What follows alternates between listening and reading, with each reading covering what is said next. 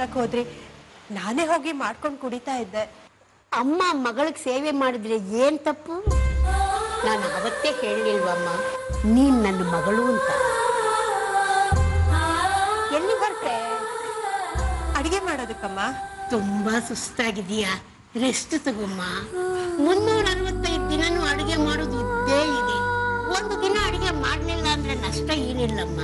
ಅಲ್ಲ ಅಮ್ಮ, ನಿಮ್ಗೆ ಮಕ್ಳಿಗೆಲ್ಲ ಊಟ ಹೋಟ್ಲಿರೋದು ಯಾತಕ್ಕೆ? ವಿನಯ್ ಹೇಳಿ ಪಾರ್ಸಲ್ ತರಿಸಿದ್ರಾಯ್ತು. ಬೇಡಮ್ಮ, ನಾನೇ ಮಾಡ್ತೀನಿ. ನಿಮ್ಗೆ ಹೋಟ್ಲ್ ಊಟ ಬರಲ್ಲ. ಒಂದು ದಿನ ತಾನೇ ಲಕ್ಷ್ಮಿ, ಅಡ್ಜಸ್ಟ್ ಮಾಡ್ಕೋತೀನಿ. ನೀನು ಎಷ್ಟು ಒದ್ದಾಡ್ತಾ ಇದೀಯ ನೋಡು, ಮುಖ ಎಲ್ಲ ಎಷ್ಟು ಬಾಡ್ ಹೋಗಿದೆ.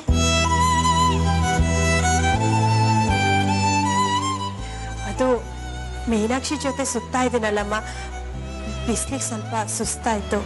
ನಂಗೆ ಗೊತ್ತಮ್ಮ, ರಾಘವನಿಗೆ ಬಂದಿರೋ ಸಂಕಷ್ಟನ ದೂರ ಮಾಡೋದಕ್ಕೋಸ್ಕರನೇ ನೀನು ಇಷ್ಟು ಕಷ್ಟಪಡ್ತಾ ಇದ್ದೀಯ. ನೀನೊಬ್ಳು ದಡ್ಡಿ ಕಣೆ. ಈ ಜನರ ಮೋಸ ನಾಟಕ ನಿನ್ನ ಹೇಗೆ ಅರ್ಥವಾಗಬೇಕು? ಆದ್ರೂ ನಿನ್ನ ಗಂಡನಿಗೆ ಸಹಾಯ ಮಾಡಬೇಕು ಅಂತ ಊಟ ತಿಂಡಿ ಬಿಟ್ಟು ಕಷ್ಟಪಡ್ತಾ ಇದ್ದೀಯಲ್ಲ, ಅದನ್ನ ನಾನು ಮೆಚ್ಕೋತೀನಿ. ಈಗಿನ ಕಾಲದ ಹೆಣ್ಮಕ್ಳು ಗಂಡನಿಗೆ ಏನಾದ್ರೂ ಸಮಸ್ಯೆ ಅಂತಂದ್ರೆ ಹೋಗಿ ತವ್ರ ಮನೆ ಸೇರ್ಕೊಂಡ್ಬಿಡ್ತಾರೆ. ಆದ್ರೆ ನೀನು ನಿನ್ನ ಗಂಡನಿಗೆ ಬಂದಿರೋ ಸಮಸ್ಯೆನ ಪರಿಹಾರ ಮಾಡೋದಕ್ಕೆ ಎಷ್ಟು ಕಷ್ಟಪಡ್ತಾ ಇದೀಯ. ನಿನ್ನ ಜಾಗದಲ್ಲಿ ನಾನಿದ್ರು ನಾನಿಷ್ಟು ಕಷ್ಟಪಡ್ತಿದ್ನೋ ಇಲ್ವೋ? ಅಮ್ಮ, ನಾನೇನಂತ ದೊಡ್ಡ ಸಹಾಯ ಮಾಡ್ತಾ ಇಲ್ಲಮ್ಮ. ನಿನ್ನ ಓಡಾಟ, ನಿನ್ನ ಒದ್ದಾಟ ಎಲ್ಲ ಕಾಣಿಸ್ತಾ ಇದೆಯಮ್ಮ. ಹಳ್ಳಿಲಿ ಕನ್ನಡ ಮೀಡಿಯಂ ಓದಿರೋ ನಿನಗೆ ಏನು ಗೊತ್ತು? ಆದ್ರೂ ಇಂಗ್ಲಿಷ್ ಕಲ್ತೆ, ಕಾರ್ ಡ್ರೈವಿಂಗ್ ಕಲ್ತೆ.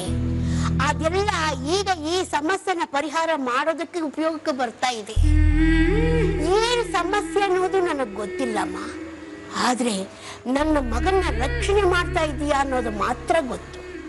ಅಮ್ಮ, ಅದೇನಾಗಿದೆ ಅಂದ್ರೆ ರಾಘವ್ ಕಟ್ತಾ ಇರೋ ಮನೆ. ಬೇಡಮ್ಮ, ಸಮಸ್ಯೆ ಏನೇ ಆಗಿದ್ರು ಅದರ ಚಿಂತೆ ನನಗಿಲ್ಲ.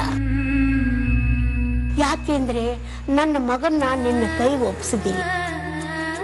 ಅವನು ಯಾವ ತಪ್ಪು ಮಾಡದೆ, ಯಾವ ತೊಂದರೆಗೂ ಸಿಕ್ಕಾಕೊಳ್ದೆ ಇರೋ ಹಾಗೆ ನೋಡ್ಕೋತೀಯ ಅನ್ನೋ ಧೈರ್ಯ ನನಗಿದೆ.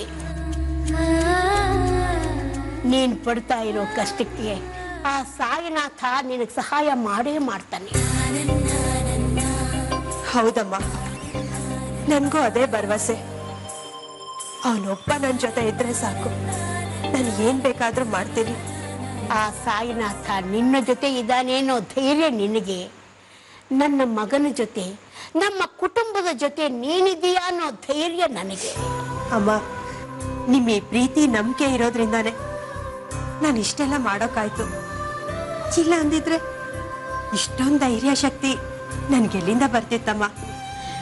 ಏನೋಮ್ಮ, ಈ ಮನೆಗೆ ಯಾವ ಘಳಿಗೆಯಲ್ಲಿ ಕಾಲಿಟ್ಟಿಯೋ ಏನೋ, ಕೆಟ್ಟ ದೃಷ್ಟಿ ಅನ್ನೋದು ಎಲ್ಲೋ ಓಡ್ ಹೋಗ್ಬಿಟ್ಟಿದೆ.